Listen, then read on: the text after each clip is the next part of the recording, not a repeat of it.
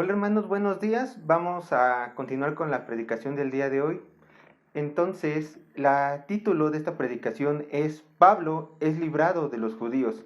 Y el texto que vamos a estar viendo es Hechos capítulo 23, verso 12 a 35. Repito el título, Pablo es librado de los judíos. Hechos capítulo 23, verso 12 a 35.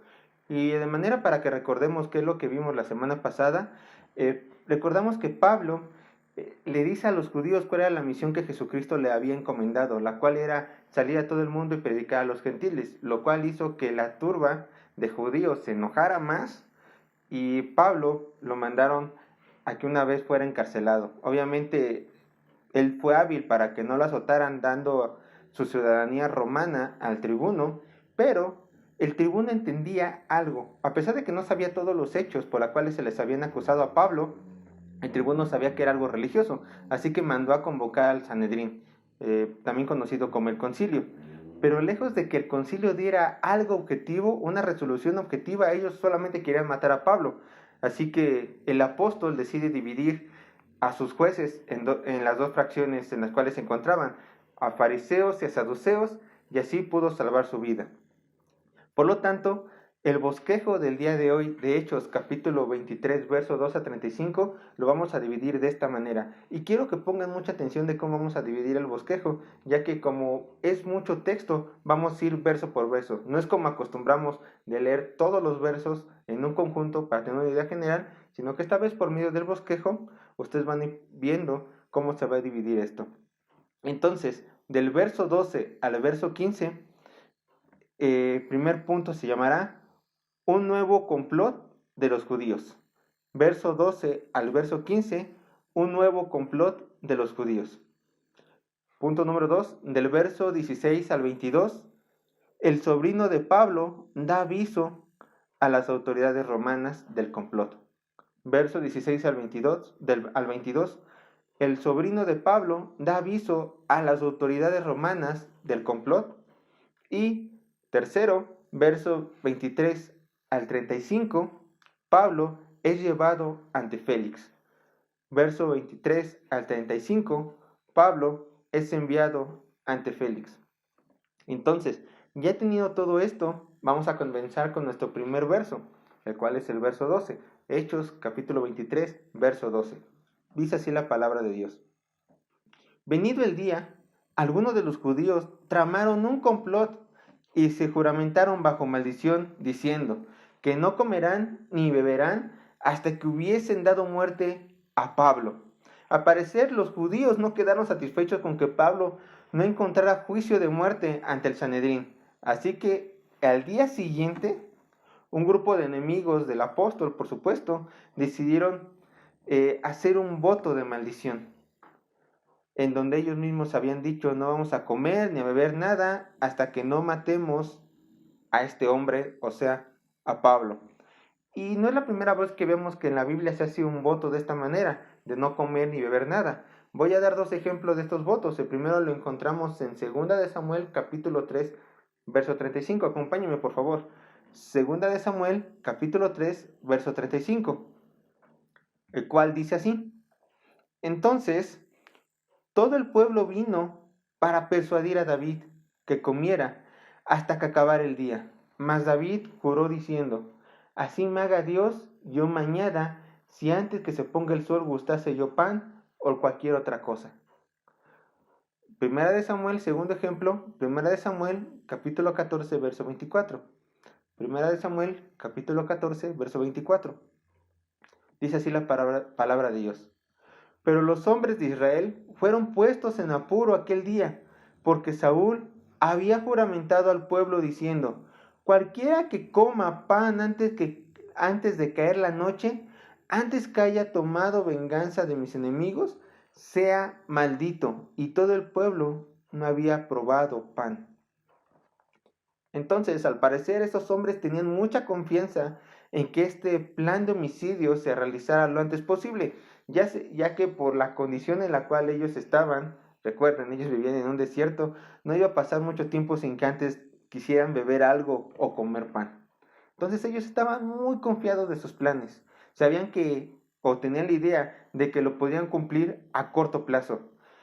Entonces vemos en el verso 13, Hechos capítulo 23, verso 13, continuando el texto principal, dice así: eran más de 40 los que habían hecho este juramento. El apóstol realmente podemos ver que era muy popular. Con esta cantidad de hombres y con esa determinación se podía formar un pelotón militar. Y ojalá estos hombres hubieran ocupado todas estas energías para hacer algo productivo. Pero como dice el proverbio, perversidades hay en su corazón, anda pensando el mal en todo tiempo. Proverbios 6:14. Y el Salmo 37:32 refuerza esta idea del malo. Acecha el impío al justo y procura matarlo. Estos hombres eran lo que querían hacer con Pablo. Lo estaban acechando, lo estaban buscando. Sus corazones, al ver la resolución del concilio que no lograron nada en contra del apóstol, toda la noche, sin duda, pensaron diciendo: ¿cómo podemos hacerle mal? ¿Cómo podemos hacerle mal? ¿Cómo podemos hacerle mal? Hasta que tuvieron esta idea. La única manera es de que nosotros lo matemos. Si nadie lo va a hacer, hay que hacerlo nosotros. Y como sabemos, los hombres y mujeres que gustan de pecar difícilmente andan solos, porque no solamente se juntaron más de 40 hombres, sino que buscan la compañía de otras personas que los pueden ayudar a alcanzar dicha actividad que quieren planear. En este caso, para cometer este pecado de homicidio, ellos fueron con otros amigos suyos homicidas con el Sanedrín. Vamos a ver el texto 14, verso 14 de Hechos 23. Verso 14 de Hechos 23. Dice el texto: los cuales fueron a los principales sacerdotes y a los ancianos y dijeron: vosotros nosotros nos hemos juramentado bajo maldición a no gustar nada hasta que hayamos dado muerte a Pablo. Estos hombres sabían que no podían realizar sus planes sin antes hacer salir a Pablo de donde se encontraba. Ellos decían: queremos matarlo, pero se encuentra bajo el dominio de los romanos. ¿Qué podemos hacer? Si nosotros no podemos hacerlo salir, conocemos a las personas que sí pueden. Así que decidieron ir con las personas que podían hacerlo, el Sanedrín. Y a ellos mismos les presentaron su plan religioso de cómo no iban a tomar nada ni a beber nada hasta que no hicieran morir a Pablo. Y miren el atrevimiento de estos hombres: hacer público un acto de homicidio, cuando la ley de Dios dice específicamente que esto es pecado ante sus ojos. Miren lo que dice Éxodo capítulo 20, verso 13. Éxodo capítulo 20, verso 13. Dice claramente, y esto es parte de los 10 mandamientos, clara y tajantemente dice el texto: no matarás. El texto dice: no matarás, por lo tanto Dios dijo: no matarás. Pero estos hombres hacían público este homicidio. Por lo visto, su religiosidad no les alcanzaba para cumplir la palabra de Dios. Y vamos a ver otros dos versos en donde la Biblia estipula claramente que ante los ojos de Dios está mal el cometer homicidio. Génesis capítulo 9, verso 6 dice: Génesis capítulo 9, verso 6 dice: el que derramare sangre de hombre, por el hombre su sangre será derramada, porque imagen de Dios es hecho al hombre. Y en Apocalipsis capítulo 21, verso 8, encontramos lo siguiente. Apocalipsis capítulo 21, verso 8 dice: pero los cobardes incrédulos, los abominables y homicidas, los fornicarios y hechiceros, los idólatras y todos los mentirosos tendrán su parte en el lago que arde con fuego y azufre, que es la muerte segunda. Los homicidas tendrán su parte en el lago que arde con fuego y azufre, que es la muerte segunda. Dios aborrece este pecado y de ninguna manera lo aprueba, de ninguna manera. Quizás estos hombres realmente llegaron a pensar que con este homicidio que iban a cometer, le estarían haciendo, como dice la palabra, un favor a Dios. Pero lejos de esto, solo estaban deshonrando a su Señor y desobedeciéndolo directamente. Pero tal vez alguien diga, ¿qué hay del juez Jefte que mató a su hija como ofrenda a Dios?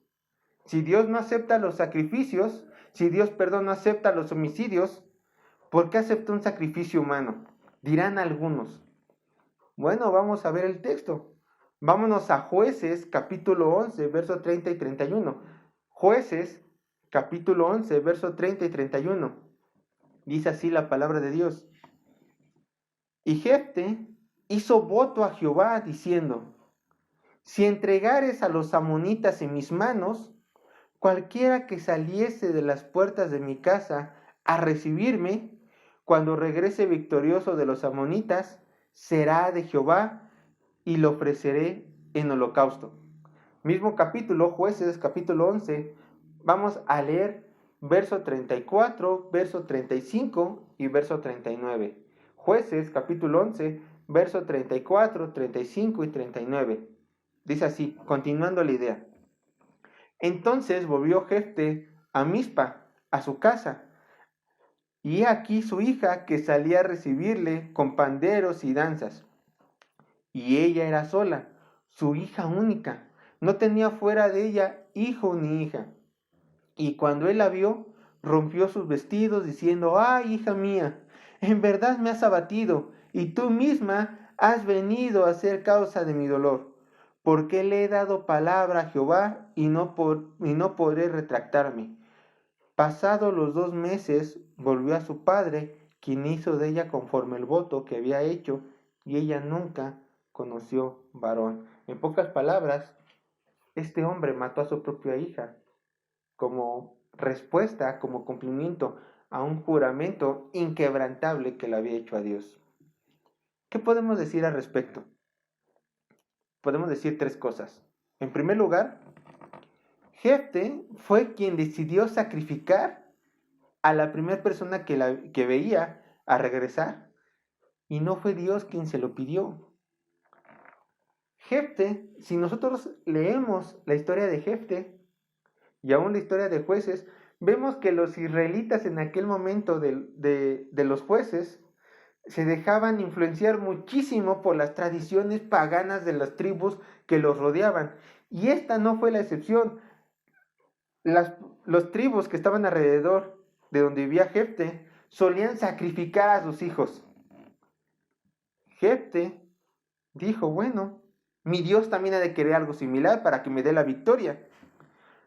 Pero fue su decisión. Dios jamás se lo pidió. Y recuerden, cuando Dios le pidió la vida de Isaac a Abraham, Dios lo impidió. O sea, simplemente fue para probar su fe. Pero jamás él aceptó ese sacrificio, sino que al contrario, él proveyó el sacrificio, mandando a un cordero. Entonces vemos que aquí el responsable de ese sacrificio no fue Dios. El que lo pidió no fue Dios, fue Jefte. Segundo punto, Jefte ignoraba la ley de Dios. ¿Por qué? Porque en Deuteronomios capítulo 12, verso 31 dice claramente, Deuteronomios capítulo 12, verso 31 dice, no harás así a Jehová tu Dios, porque toda cosa abominable que Jehová aborrece, hicieron ellos a sus dioses, pues aún a sus hijos y a sus hijas quemaban en el fuego a sus dioses. Jehová dijo, no quiero que hagan lo mismo que estas naciones paganas pecadoras hacen con sus dioses, que entregan a sus hijos. Dice, tú no hagas eso, Israel. Pero Jefte no conocía la ley de Dios. ¿Qué hizo? Lo primero que enseñó ya en el Pentateuco había prohibido, sacrificar a sus hijos. Entonces Jefte, a pesar de ser un juez, era ignorante de la ley de Dios. ¿Libró al pueblo de Israel? Por supuesto, lo libró. ¿Conocía el Pentateuco? No, no lo conocía, mucho menos lo cumplía. Tercer y último punto, el tiempo de los jueces Y esto hay que tenerlo muy en claro. El tiempo de los jueces fue un tiempo donde las personas ignoraban la voluntad de Dios y cada persona hacía lo que bien le parecía. Vean lo que dice el final de Jueces. Jueces, capítulo 21, verso 25.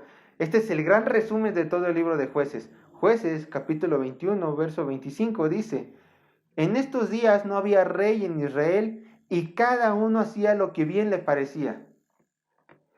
A Jefte, ante sus propios ojos, dijo: Me parece bien sacrificar a mi hija, eso hago. Cada uno hacía lo que bien le parecía, a pesar que contradecía la voluntad de Dios. Este es el gran resumen del libro de Jueces. Israel peca, Dios manda juicio, Israel se arrepiente, Dios manda a un juez para que lo libere, Israel es libertado. Y después se sigue otra vez el ciclo. Israel peca, Dios manda juicio, Israel se arrepiente, Dios manda a quien lo libere, ellos son libertados. Y así es un círculo constante en todo el libro de Jueces, pero vemos que ellos, los israelitas, vuelven a su pecado. Cada uno hacía lo que bien le parecía, Jefte hizo lo que bien le parecía. En los tiempos de Jueces, cada quien, lo repito, hacía lo que bien le parecía ignorando la ley de Dios. En tiempos de Pablo, como lo vemos con estos judíos, más de 40, las personas también hacían lo que bien le parecían. Y hoy en día es igual. Hoy en día es igual. Muchos llamados cristianos ignoran la voluntad de Dios y cada quien hace lo mejor según su opinión. En pocas palabras, cada quien hace lo que bien le parece. Hermano, hermana, no importa qué tan bien te sientas haciendo ese pecado. No importa. Si la palabra de Dios prohíbe dicha actividad o actitud, da por hecho que te has equivocado y necesitas cumplir lo que el Señor ha dictado en su palabra. Arrepentirte, dejar ese pecado y en lugar de hacer lo que tú quieres, lo que mejor te parezca a ti, busca cuál es la voluntad de Dios en su palabra. De lo contrario, será semejante a estos 40 religiosos que en lugar de buscar a Dios, solo buscaban dar rienda, complacer sus deseos homicidas. Tal vez tú digas, yo nunca mataría a nadie por placer. No. Pero hay otros pecados que sí los haces por placer. Y en esto no te diferencias de estos hombres. Estos hombres querían matar a un justo. ¿Tú a quién le quieres hacer daño? Estos hombres con su actitud ofendían a Dios. Tú vas a ofenderlo igual, por tu pecado. Así que arrepiéntete. Y en lugar de hacer lo que mejor te parezca a ti, que no es bueno, porque dice el proverbio, el necio es sabio en su propia opinión, la palabra de Dios dice otra cosa. Verso 15, Hechos capítulo 23, verso 15. Hechos capítulo 23, verso 15 dice: Ahora pues vosotros, con el concilio, requerir al tribuno que le traiga mañana ante vosotros, como que queréis indagar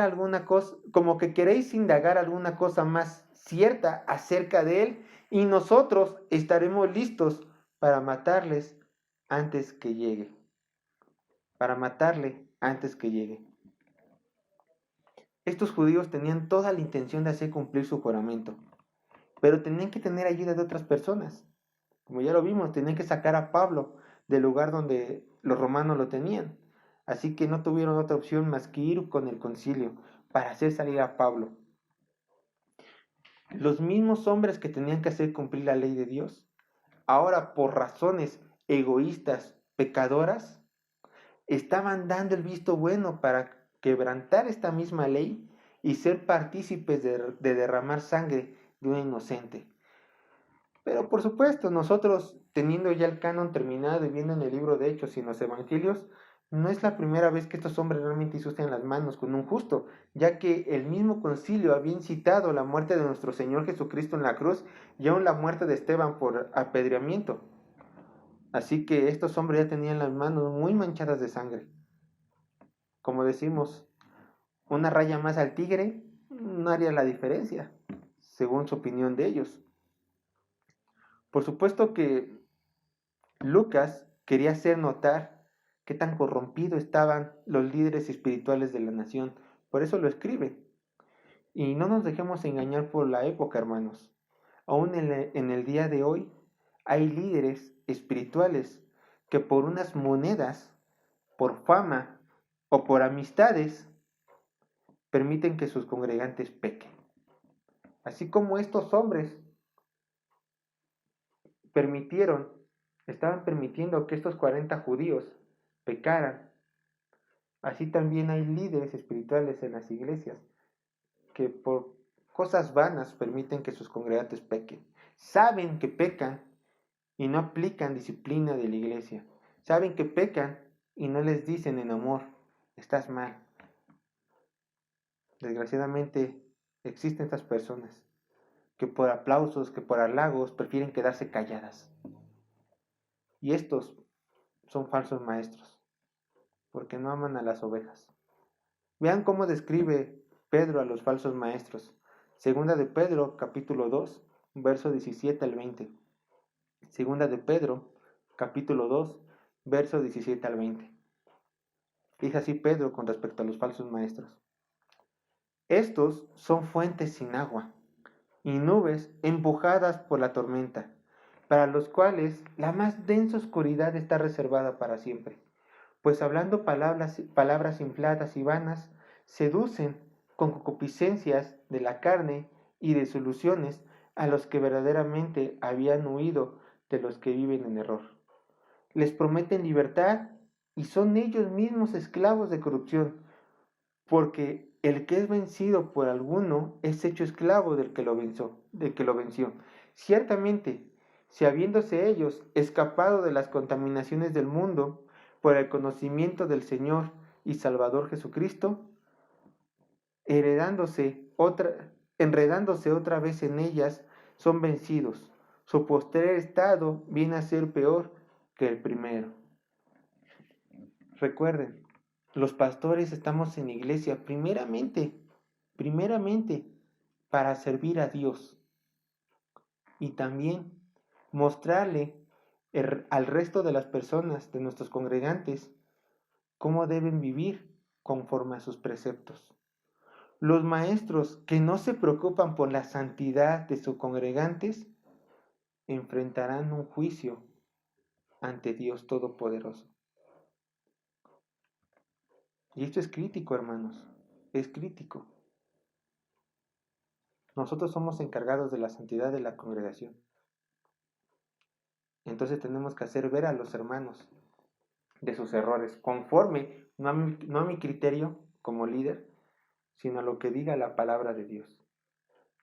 Si tu hermano, si tu pastor te corrige en santidad, si tu pastor te corrige en amor, no seas necio, haz caso. Por supuesto que está avalado conforme a la Biblia. No endurezcas tu corazón. Continuamos con nuestro texto, ya estamos en la parte 2.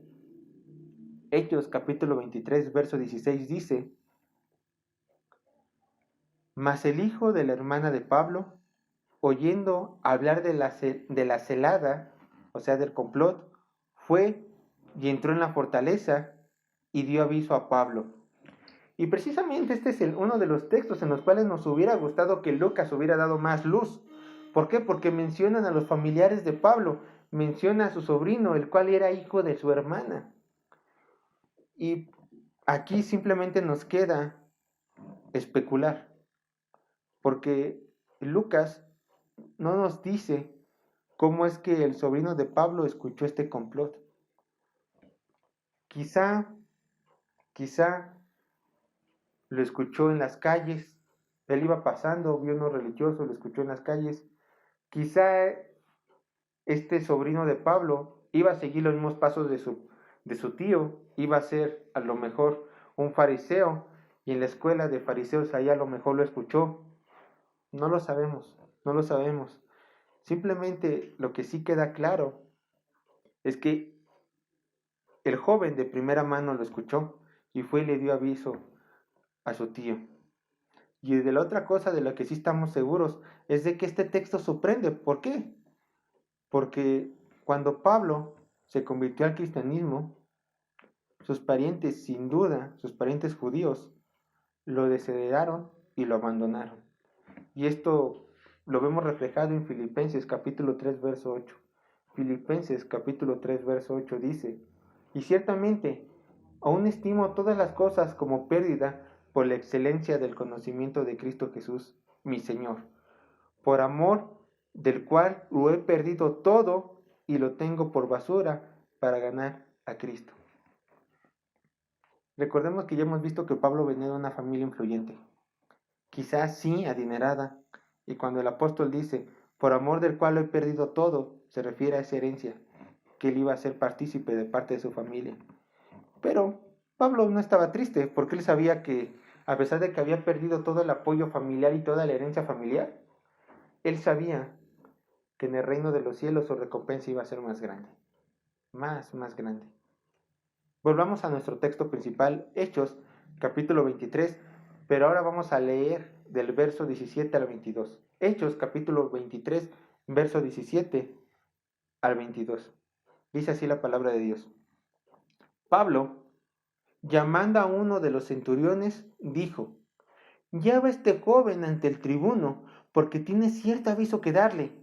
Él entonces, tomándole, le llevó al tribuno y dijo: el preso Pablo me llamó y me rogó que trajese a ti a este joven, que tiene algo que hablarte. El tribuno, tomándole de la mano y retirándose aparte, le preguntó: ¿qué es lo que tienes que decirme? Él le dijo: los judíos han convenido en rogarte que mañana lleves a Pablo ante el concilio, como que van a inquirir alguna cosa más cierta acerca de él, pero tú no les creas, porque más de 40 hombres de ellos le acechan, los cuales se han juramentado bajo maldición a no comer ni beber hasta que hayan dado muerte, y ahora están listos esperando tu promesa. Entonces el tribuno despidió al joven, mandándole que a nadie dijese que le había dado aviso de esto. Cuando nosotros leemos este relato, tal vez solamente veamos cómo un muchacho frustra los planes de unos matones. Pero si lo leemos detenidamente, podemos alcanzar a ver una verdad absoluta. Y es que Dios siempre cumple sus promesas. Recordemos lo que el Señor le dijo a Pablo en Hechos capítulo 23, verso 11. Vayan conmigo, Hechos capítulo 23, verso 11. A la noche siguiente, o sea, después de haber estado con el concilio, y casi dice la palabra morir despedazado, describe Lucas, a la noche siguiente se le presentó el Señor y le dijo: ten ánimo, Pablo, pues como has testificado en mí en Jerusalén, así es necesario que testifiques también en Roma. Dios le había dicho a Pablo que testificaría de él en Roma. Y así, aunque todos los imperios del mundo traten de impedir este acto, el Señor siempre terminaría cumpliendo su promesa. Así las echaran más de 40 hombres, Dios le había dicho a Pablo: tú vas a ir a testificar en Roma y tienes que ir. Vean lo que dice Números capítulo 23, verso 19. Números capítulo 23, verso 19. Miren lo que dice: Dios no es hombre para que mienta, ni hijo de hombre para que se arrepienta. Él dijo y no hará, habló y no lo ejecutará. Así es nuestro Dios. Cuando Él dice algo, se tiene que cumplir. ¿Por qué? Porque es la palabra de Dios la que está en juego. Hermanos, solo recuerden, ¿hay registro bíblico en donde Dios no haya cumplido su palabra? Si leemos toda la Biblia, ¿hay algo que Dios prometió y que no ha cumplido, que nunca va a cumplir? No, el Señor siempre cumple su palabra, y esto se debe a algo muy importante, que nuestro Dios es todopoderoso para hacer cumplir su voluntad. Y quiero leerles algo que escribió Job, para que nos maravillemos de su poder de Dios, para que veamos qué tan poderoso es nuestro Señor. Job, capítulo 9, verso 2 al 12. Dice así, Job, capítulo 9, verso 2 al 12. ¿Y cómo se justificará el hombre con Dios? Si quisiere contender con él, no le podrá responder ni una cosa entre mil. Él es sabio de corazón y poderoso en fuerza. ¿Quién se endureció contra él y le fue bien? Él arranca los montes con su furor y no sabe quién los trastornó. Él remueve la tierra de su lugar y hace temblar sus columnas. Él manda al sol y no sale, y sella las estrellas. Él solo extendió los cielos y anda sobre las olas del mar. Él hizo la Osa, el Orión y las Pleiades, y los lugares secretos del sur. Él hace cosas grandes, incomprensibles y maravillosas sin número. He aquí, Él pasará delante de mí, y yo no le veré. Pasará y no lo entenderé. He aquí, arrebatará. ¿Quién le hará restituir? ¿Quién le dirá, qué haces? Y ante tal despliegue de poder, hermanos, su pueblo solo puede alabarlo y estar contento por estar ante el abrigo del Dios Todopoderoso del universo. Por eso Dios es capaz de cumplir sus promesas, porque no hay nada imposible para Él, porque Él es todopoderoso. Entonces, si Él es todopoderoso, si Él cumple sus promesas, por lo tanto, también Él tendrá el cuidado apropiado para sus hijos. Y esto nos lleva al último punto de nuestra predicación. Vamos a ver Hechos capítulo 23, verso 23 al 24. Dice así la palabra de Dios. Y llamando a 2 centuriones, mandó que preparasen para la hora tercera de la noche 200 soldados, 70 jinetes y 200 lanceros, para que fuesen hasta Cesarea, y que preparasen cabalgaduras, y que poniendo a Pablo, les llevasen a salvo a Félix, el gobernador. Y esto es sorprendente. El tribuno no solo decidió creerle al joven del complot que iba contra Pablo, sino que también él quiso poner a salvo a Pablo. Y esto es algo de mucha honra, ya que las autoridades romanas realmente valoraban la paz pública. Entonces el tribuno no quería arriesgarse de que hubiera un mitin en el lugar en el cual él estaba gobernando. Así que decidió salvar a Pablo y llevarlo a un lugar lejos con alguien con mucha mayor autoridad de él. Y unos dirán, bueno, es mucho soldado para un hombre. Nosotros sabemos que era un apóstol y que merecía por su misión toda la seguridad del mundo, pero ellos no lo sabían. ¿Por qué tanto soldado?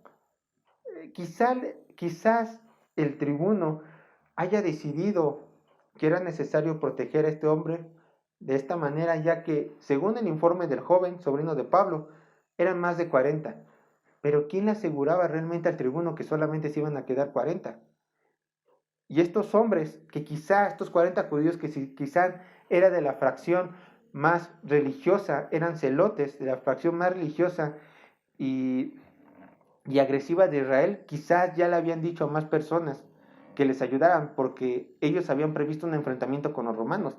Entonces el tribuno no podía exponer a sus hombres, así que por eso quiso desplegar toda esta autoridad para cubrir a Pablo. Continuando con nuestro texto, dice Hechos capítulo 23, verso 25 al 30, dice que el tribuno le escribió una carta a Félix. Vamos a leer. Y escribió una carta en estos términos: Claudio Lisias, al excelentísimo gobernador Félix, salud. A este hombre, aprendido por los judíos y que iban ellos a matar, lo libré yo, acudiendo con la tropa, habiendo sabido que era ciudadano romano, y queriendo saber la causa porque le acusaban, lo llevé al concilio de ellos, y hallé que le acusaban por cuestiones de la ley de ellos, pero ningún delito tenía digno de muerte o de prisión. Pero al ser avisado las hechanzas que los judíos habían tenido contra este hombre, al punto le he enviado a ti, estimando también a los acusadores que traten delante de ti lo que tengan contra él. Pásalo bien. Esta carta de tribuno que es muy probable que haya sido escrita en latín.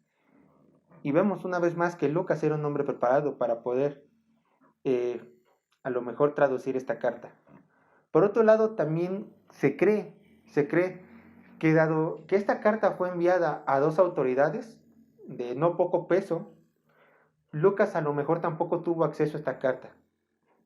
Así que simplemente lo que vemos aquí es una copia muy sintetizada de lo que realmente el tribuno le quiso decir a Félix. Aunque vemos que él también era un gran escritor porque todo lo condensa de maravilla. Pasamos al siguiente texto, ya para terminar. Hechos, capítulo 23, verso 31 al 35. Hechos, capítulo 23, verso 31 al 35, dice así la palabra de Dios. Y los soldados, tomando a Pablo como se les ordenó, le llevaron de noche a Antipatris, y al día siguiente, dejando a los jinetes que fuesen con él, volvieron a la fortaleza. Y cuando aquellos llegaron a Cesarea y dieron la carta al gobernador, presentaron también a Pablo delante de él. Y el gobernador, leída la carta, preguntó de qué provincia era, y habiendo entendido que era de Cilicia, le dijo, te oiré cuando vengan tus acusadores, y mandó que le custodiasen en el pretorio de Herodes.